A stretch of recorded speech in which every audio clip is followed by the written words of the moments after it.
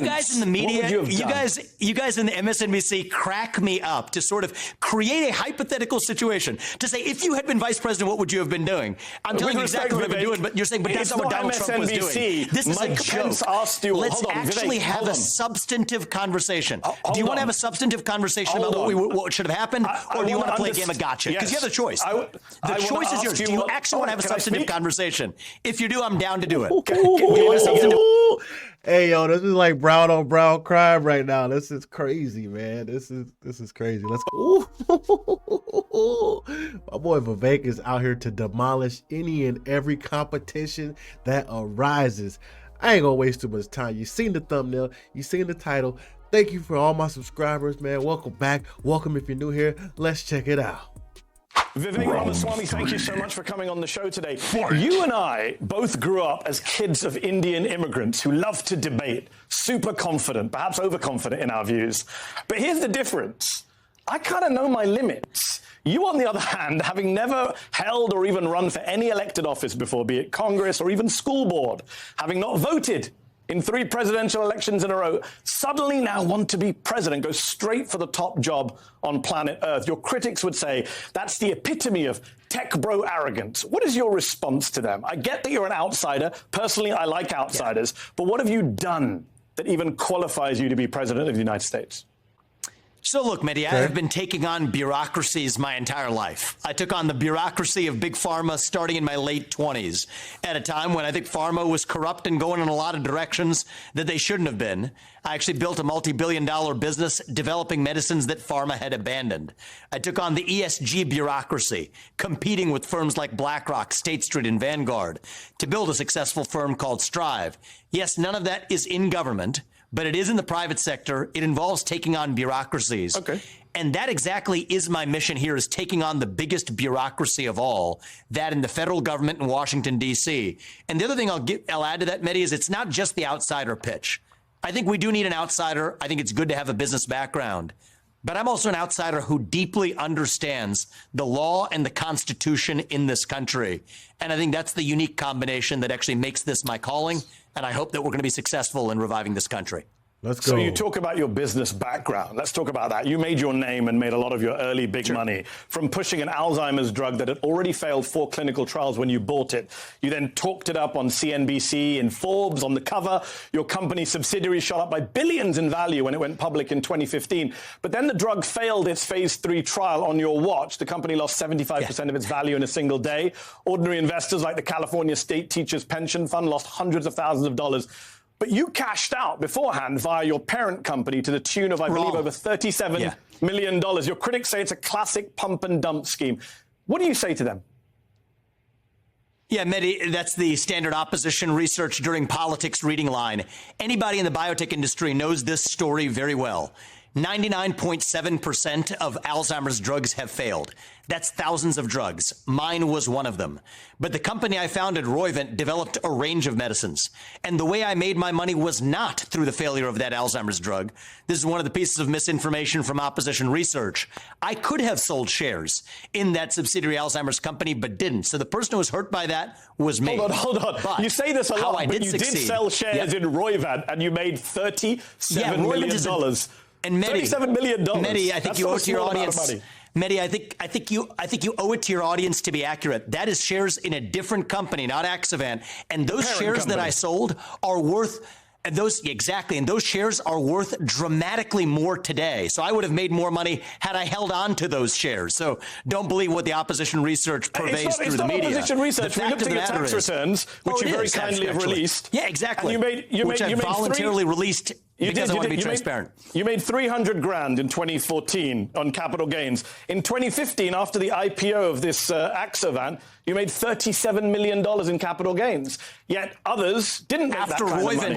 After Mehdi, give me a break. After Roivant, the multi-billion-dollar business that developed 40-plus medicines, yes, I sold shares in that. And that business, if I may actually allow you to know how I made my money, developed 5 FDA-approved therapies that are now FDA-approved today. After you sold one of them is a life-saving therapy in kids. When you were CEO, Another one, were they were FDA. Actually, over the time that I developed them, we took them all the way through phase 3, and then we did a $3 billion deal that actually. a year and a half later after you sold the company. Yeah, so Mehdi, I'm not going to fault you for not knowing the first thing about biotech because that's not your job. But getting through phase 3 is the final stage of clinical testing before you hand in the application. Yes, my company did a $3 billion deal that actually did make money for those shareholders. And so, yes, I have built Roivant's a publicly traded company, nearly $10 billion public company today that I built as the sole founder from scratch as one of several companies that I've built. So he basically got him right here. Mehdi was trying to say, oh, you made $37 million off of a drug that failed that you pitched to everybody. And Vivek's like, no, actually, I didn't even sell shares for that drug. And for people who don't know, the pharmaceutical is very complicated, but basically he has a parent company and you create a subsidiary company for each drug, right? That's how some of them do it. So for the drug for Alzheimer's, Axivant, there's a company for that. For 5 other drugs that he actually did get to pass, there's companies for that. And Roivant stock goes up when he has successful ones. But these people that are invested in these drugs, they can see all this stuff. It's a publicly traded company. Yes, I have a business record that I'm proud of and will equip me to lead this country. You mentioned stage 3 trials. The Alzheimer's drug failed it after you did a lot of touting of it. You say 99.7% failed. You never said that at the time. Do you have any regrets about how you hyped that drug? I did say that. CEO of Roivant said this week that you hyped the drug. Do you regret hyping it? We did not hype the drug. To the contrary, actually, one of the things that I found this week. Well, I can't speak for what is or isn't. I haven't read any article that you're quoting, so I don't exactly know what you're referring to. The fact of the matter is, though, I have been transparent at every step of the way. Everyone who is in the biotech industry knows that Alzheimer's disease is the graveyard for medicines. But I still think it's an important area of need. And I'll say this, Mehdi, is even if you did hype the drug, so what? Like, he showed you that the success rate is very low. You have to push these things out to investors to actually get the funding because it costs hundreds of millions of dollars to freaking get these drugs to pass all these stages to where the FDA does approve them. And he still had 5 pass. So you can't strike a man for trying and failing and keep going to where you succeed and make a lot of money out of it. That's literally the goal in life. If at first you don't succeed, try again. You know what? If I serve for 2 terms, I'm still going to be in my 40s when I leave the White House. It is a personal passion of mine to come back and see if Alzheimer's disease hasn't been cured. I do want to play a role in still delivering treatments and cures for that disease. And people who don't take risks, don't achieve meaningful impact, the medicines that I did develop, I'm proud of. And you don't get there without having a number of medicines that you test along the way. And the other thing I will say is our success rate under my watch was higher than probably nearly 99.9% of biotech startups in the last decade. So, yeah, I stand by that record. I'm going to give him that. The saying probably nearly 99.9% is a very vague claim, right? We need to know, like, something better than that, but I get what he's trying to say. Not afraid of taking risks. That's part of the American spirit. Well, technically, the successes were a year and a half after you sold the company, but we'll get bogged down. Let's talk politics. Mehdi, that's a stupid claim to say, hey, I created 5 drugs, got them all the way to the finish line, and then sold out, and then that company went on to make more money, but it doesn't count as my success because they went on to make more money than they made before I sold out. If anything, that's like, man, you should have stuck around a little bit longer, but he sold out. He sold. Mehdi, that's dead wrong, and I would sorry to say you're embarrassing yourself in front of anybody who knows anything about biotech for knowing that phase 3 trials are the final stage. Okay. The final stage, the FDA phase 3 studies succeeded. So you're barking up the wrong tree, but we can continue to move on. Let's talk politics. Let's talk politics. We do. We want to talk lots of stuff. Sure. You're an advocate, your critics say, of fantasy politics, of magical thinking. They say you propose stuff that can't be done. For example, you said on Meet the Press the other week that if you had been in Mike Pence's place on January the 6th, you would have insisted on first passing a bill that night to bring in single-day voting on election day with paper ballots. That's inaccurate. Government-issued ID. I never said that night. I never said that night. What you would have done on January the 6th, and you said I would have done this. And I said what I would have done differently is that I was precise about the period between, and this is still ambitious, I will admit, but at least let's get my view correct. It is ambitious. Between November 4th and January 6th, I think it was an opportunity for heroism. See, he's framing the question disingenuously. Chuck asked him the same question they asked at the debate: is if you were Mike Pence, would you have recertified the election or certified the election? That didn't happen on January 6th. The certification of the election happened the day after the election, which was November the 4th. So him saying what he would have done if he was Mike Pence would have started November the 4th. January 6th happened months after that when Trump finally had to secede, but no, what he's saying is talking about what he would have done literally right after the election, which is if he was in Mike Pence's shoes, Mike Pence chose to certify it after the election. Just to be clear, you never said anything have about said it every step. Let's play the clip, guys. Do we have the clip? I've said this in countless forums. Have a listen to the clip. On your Chuck Todd splice script in all of my written statements and everything I've said. Hold on, we're playing the clip right now. In that period, let's play the clip. Between the election, here's what I would have said. We need single-day voting on Election Day. We need paper ballots, and we need government-issued ID matching the voter file. And if we achieve that, then we have achieved victory, and we should not have any further complaint about election integrity. So what would you have done through the Senate? So what would you have done with Mike Pence? You would have not certified the election? So in my capacity as president of the Senate, I would have led through that level of reform. Then on that condition, certified the election results, served it up to the president, President Trump, then to sign that into law, and on January 7th, declared the re-election campaign pursuant to a free and fair election. Vivek, not only do you not mention anything about November, but let's say you did do November. See, it's implied, though, because Mike Pence's action happened on November. If I say, hey, what would you have done if you were Mike Pence? And Mike Pence did what he did on November 4th, the day after the election, it's implied, what would you have done on November 4th? He's saying, hey, hold on. I got a couple months. I'm going to try to push this new legislation through to see if we can get this thing recertified, make it day of, no mail-in, ID. Would it have actually have made it through? Probably not. But to just say he's lying or he would have did it in one day is a disingenuous way of framing the question in general. Joint session was not a legislative session. The vice president doesn't have the power to introduce legislation. Neither party would have backed such a bill. Oh, come on, it couldn't have been passed in a day. The fact of the matter is, naive stuff. The president, the president and vice president absolutely drive legislation through Congress. That is exactly how things work. Trump wasn't doing legislation. He was busy pushing the big lie, as you pointed out. That's not true. See, when people get caught up in their gotcha moments that they try to have, and you catch them up with facts. Yes, the president and the vice president can push legislation through. Democrats still got to vote on it, but they can actually push legislation through. They did. Actually, that same session pushed through a stimulus package, right? So to say that, oh, it wouldn't have made it because nobody was doing business at that time is not true. Now, if you say the Democrats won't vote for it, okay, this is a hypothetical. Who cares? This is what he's saying he would have tried to do. Would it have worked? Maybe not. Yourself in your books. Well, so he wasn't there. I wasn't the vice president of the United States. Passed a bill, and I was not the vice president of the United States. You guys in the media, you guys in the MSNBC crack me up to sort of create a hypothetical situation to say, if you had been vice president, what would you have been doing? I'm telling you exactly what I've been doing, but you're saying, but that's not what Donald Trump was doing. This is a joke. Let's actually have a substantive conversation. Do you want to have a substantive conversation about what should have happened, or do you want to play a game of gotcha? Because you have the choice. The choice is yours. Do you actually want to have a substantive conversation? If you do, I'm down to do it. Do you want a substantive?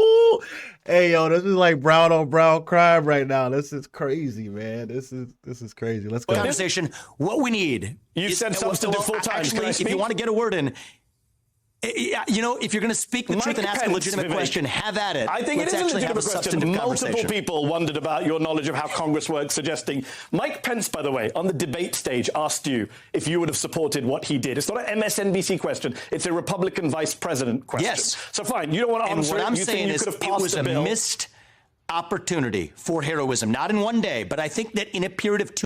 Just to be clear, Mike Pence didn't ask him that question directly. The moderators asked the question to the field, and Vivek was never given a chance to answer it. And Chuck Todd later re-asked the question, said, hey, you didn't answer this. What would you have said if you got a chance to answer it? And then he says what he says. You would have supported what he did. It's not an MSNBC question. It's a Republican vice president. Yes, it is an MSNBC question. So fine, you don't want to answer it. What I'm saying is it was a missed opportunity for heroism, not in one day, but I think that in a period of 2 months, and I think you're a smart guy. You understand this. There's an American confidence. You're a smart guy. He's calling it a lame duck Congress, but they put an actual stimulus bill through at that same couple of months. So it wasn't a lame duck Congress. You're just saying that because he already caught you on your points. So now you say, well, even the Democrats wouldn't have voted for it anyway. Possibly so, but you already got tripped up 3 times trying to get this gotcha moment. It couldn't have been done in 2 months. I think under extraordinary circumstances, in extraordinary times, we have an American Confidence in Elections Act. It's literally making its way through Congress now. ACE. I support it.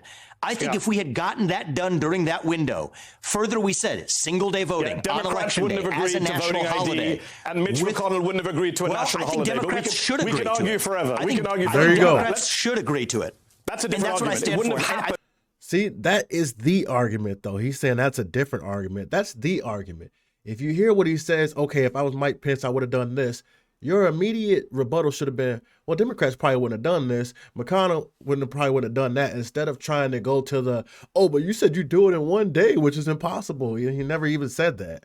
We're still going to get that done when I'm the president. Okay. When I'm the president. Not in some fantasy land where I was vice president in some other year in the historical history. Let's talk about you as but president. What I'm running for, Understood. This is what we're going to do. Let me ask a question so we don't run out of time. Please don't filibuster. I just want to ask a question about when you're president, you said this is your words, quote, if you want to stay out of no-win wars and make America stronger at home, I know how to get that done. Genuine question, Vivek, not a gotcha. How? How do you know how to get that done? With respect, good question. You've literally never done anything like that in your life. I could go out on the street outside the studio, grab someone. They have as much experience as you do of keeping us out of foreign wars. That's not an insult. That's just a statement of fact. Okay. No, it's not an insult. It's a fact, right? And it is also a fact that everybody else who does have experience in the foreign policy establishment has been sending us into no-win wars for a long time. Facts. Both of those are facts. Here's how I would do it. Let's get specific, and I'm glad we've finally gotten to the doorstep of actually discussing a policy agenda. Right. Here's what I would do. Pull Russia apart in its military alliance with China. Those two countries are in a military treaty dating back to 2001. That is the single greatest threat that the United States faces. So I would end the Ukraine war on terms that, yes, allow Ukraine to at least come out with its sovereignty intact, which may not even be the track they're on right now. But in return, and also make a commitment that NATO will not admit Ukraine to NATO. In conjunction, and by the way, for people in the foreign policy establishment, they forgot that Gorbachev was made that promise by James Baker in the United States in 1990. So keep our word there. But in return, actually make a hard requirement that Vladimir Putin exit his military alliance with China and remove his Russian military presence from the West. That's the deal that I would do. Again, the fantasy land is why would Putin just agree with you? Why would? See, and this is the part where it's like, bruh, you never done any diplomacy outside of the U.S. How do you know Putin wouldn't agree with it? For you to just say, oh, it's a fantasy because it'll never work. Trump was able to do a lot of things that people said would never work. He was able to sit down and talk to these guys and actually have conversations and strike deals. So don't say it'll never work just because you don't think it'll work. Say it's ambitious. It might not work. We can see. But arguing over the other shit is ridiculous. You asked nicely, Putin will hold his word. He'll pocket your concessions and not just carry on dealing with his biggest trading partner, China. Well, here's the thing. I actually think that China shouldn't be his biggest trading partner. I think it's a mistake that we've closed off economic relations with Russia. I would lead both the United States and the West to reopen economic relations with Russia because Putin does not enjoy being Xi Jinping's little brother. Mehdi, you're a smart guy. Look at what he's done. He's actually sent weapons to both India and Vietnam right after the February 2022 meeting he had with Xi Jinping. There are cracks in that armor, but we need to actually open our eyes to see the opportunity staring us in the face. We will have to agree to disagree whether we think that you can persuade Vladimir Putin to drop his alliance with Xi Jinping. You have made truth the centerpiece of your campaign. So let's talk about your trustworthiness. Yes. For example, when CNN quoted you talking to The Atlantic about 9/11 and federal agents possibly being on the planes, you said the quote is wrong, actually. But the quote wasn't wrong. The Atlantic released the audio of what you saying exactly what they said you said. Mehdi, actually, let me finish the question. Let me be crystal clear. Let me finish the question. Then I'll give you time. I promise to come back. They've refused to do it. Yep. You said on Twitter Spaces last month that no, you had never supported Bernie Sanders' Masks for All legislation, but you literally put out a tweet in July of 2020 calling it a sensible idea. You also said not once but twice in June and July. Yeah, but we get new information from so-called experts. That the first time you'd ever voted was in 2020 for Trump, but in fact the first time you voted for president was in 2004 for a pro-choice libertarian candidate. How can people believe what you say? So, Mehdi, let me just go through one by one. The Atlantic, yes, purposefully spliced an out-of-context quote where we have challenged them. They released the tapes. We asked them for the tapes first. They didn't give them to us. They waited then to splice them and release them publicly. I challenged the Atlantic to release that entire conversation. And what was a conversation about how many federal agents were in the field. You said was wrong. We all heard it. We can play it if you like. No, it is exactly word for word what she quoted to you. You said actually, when she first said it, she didn't say it word for word. She cut off parts of it, and then he made her re-quote it, which was accurate, but it was still taken out of context from the conversation. It negates the question he was asked. So they asked him about the January 6th and how agents were in the field. And then they asked him about 9/11, and he kind of combines those answers like, well, what if there were agents on that plane? I don't think there are. I have no reason to believe they are, but we should be able to ask and get these questions answered, which is just a more general way of saying we should be able to trust the government. When we ask questions, they should be able to give us truthful answers, no matter the questions, no matter how hard the truth is. But they want to focus on this little like conglomeration of points to make it like, oh, you said this, you're a conspiracy, you're crazy. Put words in your mouth. Look, if you want hard facts, here are hard facts. That day, the Atlantic printed it. I said, that looks like something that never captured the character of our conversation. Can you ask Atlantic for the tapes? They said they would refuse to release the recording to us. So when Caitlin asked me about it, I said, that does not at all sound like the context of what I said. And then, it turns out the Atlantic releases a very, everybody should listen to it. You're putting words in my mouth. It functionally sends the wrong message, Mehdi. Oh, functionally. Okay. You could have said it's out of context. You said it was so badly taken out of context that it misled their audience. He actually did say out of context to her like 5 times. And then she's like, oh, are you saying the quote is wrong? And he was like, yeah, when you use it like that, it's wrong. So, okay, technicalities, it's semantics. It was so badly taken out of context. It was basically a lie and it misled their audience. But ask the Atlantic to release it. So my view here is, here's what I've learned is the media distortion filters. Mehdi, if they are going to cut something before and after without the question of what the guy is that came beforehand, come on, why wouldn't the Atlantic? Why are they so reluctant to release the whole recording? Right. Maybe because the audio they released, you're still denying you said what's on the audio. That's a dumb reason. Let's ask you this question. Is Donald Trump, it's a as joke you say now, that the media is going to selectively edit this, and this is the way this game is played. Politics is dirty. That's okay. I'm ready for it. It's not edited, just to be clear. Is Donald Trump, as you say now, the best president of the 21st century? Of the 21st century. Yes, he was. Let me ask my question. Let me finish the question. Is Donald Trump, as you say now, the best president of the 21st century, who you say you want as an advisor and a mentor if you become president? Or is Trump, as you've said in the past, in your books, on Twitter, a, quote, sore loser who is a, quote, danger to democracy and who did, quote, downright abhorrent and egregious things on January the 6th? Which one is he, Vivek? So to be crystal clear, between George Bush, Barack Obama, Joe Biden, and Donald Trump, those are the presidents of the 21st century. Donald Trump is unambiguously, as judged by the results, the best president of the 21st century. Now, you may not agree with that statement. That's fine. This is a matter of sheer opinion right here. You know, if you disagree, you disagree. But he can say somebody's actions were bad and still look at their totality and be like, but overall, they did good. Kept us out of wars, grew the economy. I give him full credit for that. I want to build on that foundation and take this country to the next level. But you've also called him a sore loser who is a danger to democracy. Those are strong words. Would I have made the same judgments that he has made at every step of the way? No, I will remind you that I am running for U.S. president because I am best positioned to lead this country forward. Can I ask you what they are, Vivek? Yes. You say he behaved in downright abhorrent behavior that makes him a danger to democracy. What was it that was downright? Tell me what he did that was downright abhorrent. Let's actually be really fair to your audience. So on January 10th, 2021, thereabouts, days after that incident, I wrote an op-ed in the Wall Street Journal arguing that censorship was the real cause of what happened on January 6th. When asked in response, somebody asked me the question, are you... Which isn't true. How do you know? That's what I wrote. I'm giving you the facts of what I said. That's a hard fact. That was published in the Wall Street Journal.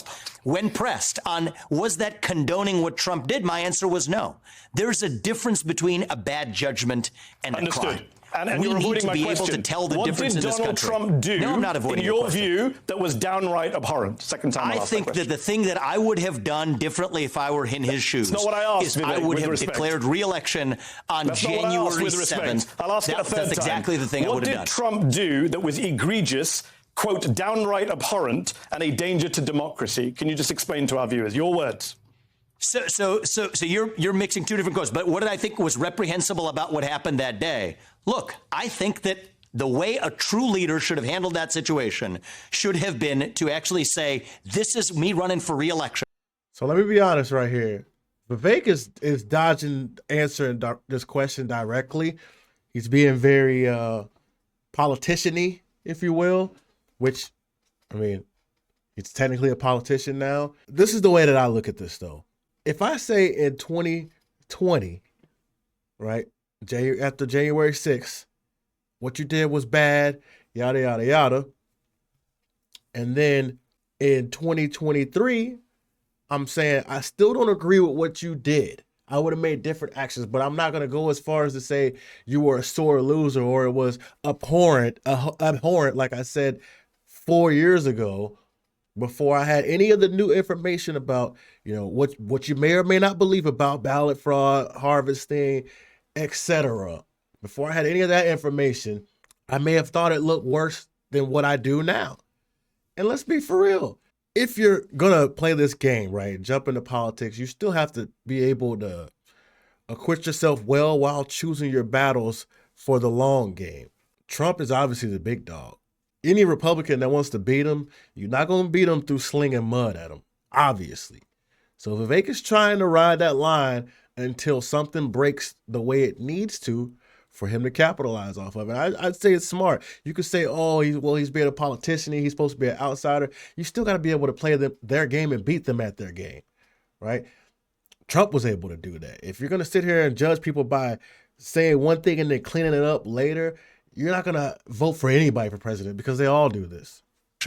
Not actually litigating what is already passed and behind us. And I would have done things differently. That is not a crime, though, what he did. I understand. And the reason I have been so vehement. You keep saying what you would have done. I just want to hear from your mouth. No, I would not. Unless you're scared of him, why won't you say what he did that was downright abhorrent? I'm not going to let you stitching together three things from three different places to create a caricature. Do you want to have an actual conversation? Yes, I want you to answer my question, Vivek. Three times I've asked it. What did Trump do that was downright abhorrent? It's a simple question. It's your words. It's on screen. What did he do that was downright abhorrent? I believe that failing to unite this country falls short of what a true leader ought to do. That is why I'm in this race, is to do things differently than any prior president has done them. That's the hard truth, okay? And that's what made him a sore loser and abhorrent. The media yes, your words. and the reality is none of that is a crime. And the reason I have been so vocal, the reason I have... Honestly, this line of questioning is so, it's so idiotic when you can actually get to, like he said, substance. But instead, let's try to get him to sling some dirt on Trump because we hate Trump. And if we can get Trump to not like him and him to not like Trump, then that makes us all feel better on the left side. Who cares? Have been so vocal is because when somebody actually prosecutes somebody for a bad judgment, and I've been clear, I understand he made your bad objections judgments. to the litigation. I would have made different that. judgments. That's not what I asked about. I That is a distinction we have to draw. Understood. You say you are anti-identity politics, anti-affirmative action in a party that hates the Soros name, yet you accepted a Paul and Daisy Soros scholarship at law school that was specifically set up for the children of immigrants. It was an affirmative action scholarship, and your defense for that is that you didn't have the money to pay for law school, even though you'd already made over $1 million at the time and made another $2 million. My defense of that is somebody gives you a merit scholarship at the age of 24, you take it. At the age of 24, somebody gives you a merit scholarship, you take it. I didn't say I didn't have the money. I said at a time when I had a lot less money than now, $50,000 was still useful money to me. You keep forgetting your quote. You said, when I didn't have the money. So, Mehdi, I've made this really easy for everybody. And I did this in the early weeks of the campaign. I released 20 years of tax returns. Yes, you something did. that no presidential candidate, let alone somebody who's successful in business, has done. I challenge Democrats and Republicans alike, including the Biden family, to do it. And we looked at you know them, what? I released it so that you could look at them, so we can have an honest conversation. And I appreciate that. The funny thing I've I do learned, appreciate that. It's something Trump should learn from you. Transparency is important. Look, so it's already open and everybody can see it. Exactly. We have 2009 But the fact and of the matter is, 2010. you know what I would advise every 24-year-old should take 2009 Yep. and 2010, you made $750,000. You had the money to pay for law school. You didn't need a Soros affirmative action scholarship that you now criticize. I mean, he never said he needed it, though. That's the thing. Like, saying I need something and that I took advantage of something are two different things. Even if I run businesses and let's say I got $1 million in the bank, going to college to get my lawyer degree is going to cost hundreds of thousands of dollars. If somebody's going to put 50 towards it, to where I ain't got to use my $1 million and I can keep it invested and doing that, I'm going to take it, especially if there's no strings attached. That's the part they want to skip over. It's a merit-based scholarship. Who cares? None of this is worthy, but if you think it is, let's get to the detail. That was actually the first it is worthy. big piece You say of you're money anti-affirmative action. You took a scholarship for immigrants. I'm anti-affirmative action. So why'd you take a scholarship for the children of immigrants? Which falsehood would you like me to address? The financial one or the one about my views on affirmative action? Because I can go in whichever order you'd like. Did you not make $750,000? On the financial piece of it. Not at the time that I had applied for the scholarship that fall. Yes, you did. That December. Yes, you did, Vivek. This is awkward for you because you did. I've got the tax returns in front of my face. No, it's not awkward for you. Yes, on December 31st, when the application for the scholarship was that October. Mehdi, you're wasting your time on childish details in October of that year when I applied for that scholarship. And it was, well, guess what? The bonuses that a hedge fund pays, and it's a shame that, again, you don't have to be an expert on this, but if you're going to spout out, you better know something about it. People pay at a hedge fund the bonuses at the end of a year, and on December 31st, that's when I was paid. I applied for the scholarship that September, and I did not grow up in a wealthy family.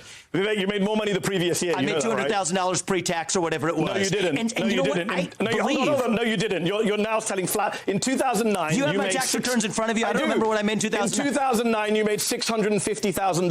In 2010, you made less, $450,000. So the argument that you only made the money pre the scholarship, Oh, so now we're bringing tax into it. We've been using gross numbers.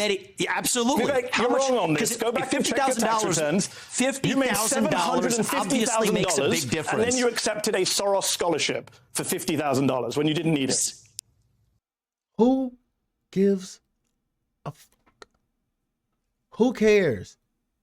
If I take a scholarship that's going to help me and save money, why would I not? I earned it. I busted my ass. I got good grades. I got a scholarship. I'm taking it. Well, you know what the fact is, Mehdi, is $50,000 did make a big difference to me back then. And anybody who has a few $100,000 in the bank is going to take $50,000 without strings attached. Take the scholarship. Right. But my question for you is, why on earth are you, as an intelligent person interested in politics, obsessing over a 24-year-old $50,000 scholarship? I'm interested in truth, beneath you. We have a country to fix. That you wear. I'm interested in truth. And Mehdi, that's why I released 20 years. Mehdi, that is why I released 20 years of tax records. Tell your friends in the Biden administration to do the same thing. Tell your Democrat candidates to do the same thing. We're breaking precedents, and I think it is pathetic. I just think it is sad and pathetic that that we have important issues to talk about for the future of a country, and you're talking about a $50,000 scholarship in 2010 to go to Yale Law School when I was 24. If you just owned this it, is pathetic. Vivek, nobody trusts you guys. It is pathetic in your view, but you paid a Wikipedia editor who then removed it. So clearly it's something you didn't want people to read about. Last question, because we've gone over time and I respect you. Who also said I was born in India. Who also said I was born in India and misspelled and got my wife's name wrong. So yes, we actually need to correct facts when people are playing this game. Last question. You want me to ask a substantive question? Here's what I worry about most. Democracy in this country. I would love not just under Donald Trump. Yeah. Last question for you. Not just under Donald Trump, but under you, people are worried about authoritarianism. You have preemptively promised to pardon Trump no matter what juries of his peers decide, as well as today extending those pardons to January 6 rioters. You've dismissed white supremacists as boogeymen and unicorns. You want to fire at least half the federal government workforce. That's over 1 million people. You want to remove the right to vote from 18 to 25-year-olds. That's over 30 million people. You want to get rid of birthright citizenship. In fact, you refer to voting and citizenship as privileges when they are, in my view and in the Constitution view, rights. It's a very anti-democratic worldview. What do you say to people who criticize you for that? Man, he's crazy, right? So you leave him with less than 2 minutes. You fire off 8 questions finally about substance at the end and leave him with less than 2 minutes to answer it. And not only that, but you frame all of his points, all of his actual views, with a negative spin for your audience, because you know he's not going to have enough time to answer all of these questions and actually elaborate on the policies and the way he actually stands for this shit. What a piece of shit. I don't think it's an anti-democratic worldview. I favor reviving the lifeblood of our constitutional republic. Revive actual free speech and open debate in this country. Revive civic duty in this country, something that our founding fathers envisioned. Revive true equality in front of the law, where people aren't prosecuted because of the color of their skin or because of the content of their political views. One standard of the rule of law for everybody. I stand for the founding vision of the country, where the people who we elect to run the government ought to be the ones who actually run the government, when in fact most policymaking functions in D.C. are performed by federal bureaucrats. So yes, my standard is, would Alexander Hamilton and John James and Thomas Jefferson and George Washington, would they be proud of what they see today, or would they be appalled? I think if they walked around and saw Washington, D.C. today, they would be appalled. By the time I leave office in January 2033 after 2 terms, they will once again be proud of what we've created, a government with 3 co-equal branches, not 4, shutting down that administrative state, reviving civic duty, and reviving one standard of the rule of law for all Americans. And that is not a Democratic vision or a Republican vision. That is a pro-American vision that I think can actually reunite this country, which is what I believe I will uniquely be able to deliver as the next president. Vivek Ramaswamy, we will have to leave it there. Appreciate you coming on the show, taking my questions, even if you didn't like all of them. Appreciate you taking time out from a busy campaign. Thank you. Look forward to discussing more of the agenda in the future. Next time, definitely. He ain't going to discuss none of that next time. He's going to keep trying to get gotcha moments because you don't actually have anything else. That's it. It's killing these guys that this dude is so smart. This dude is so outspoken, so unchained, so unhinged, so supportive of Trump, right? That's also stuck in their craw. And they hate it. They hate it for him. But I love it, man. I love it. I think Vivek's got a bright future. I don't think he's going to win this next election. Not if Donald Trump is eligible to run. We'll say eligible because we know they're trying to keep him down. But if Trump is eligible to run, I see Vivek as a strong VP. But Mehdi, come on, bro. Like, those questions were terrible. You got the props in there acting like you actually read the tax documents when you clearly can't tell when money comes in and when money goes out. All of these things make a huge difference as far as what somebody can or can't afford at a certain time. But that's neither here nor there, man. I'm sorry I made this shit extra long, but I enjoyed it. Hopefully you guys enjoyed it and you learned something about Vivek, or you know, maybe you love Mehdi and you just hate Vivek. Either way, leave it in the comments. Let me know what you think. Until next time, as always, one love.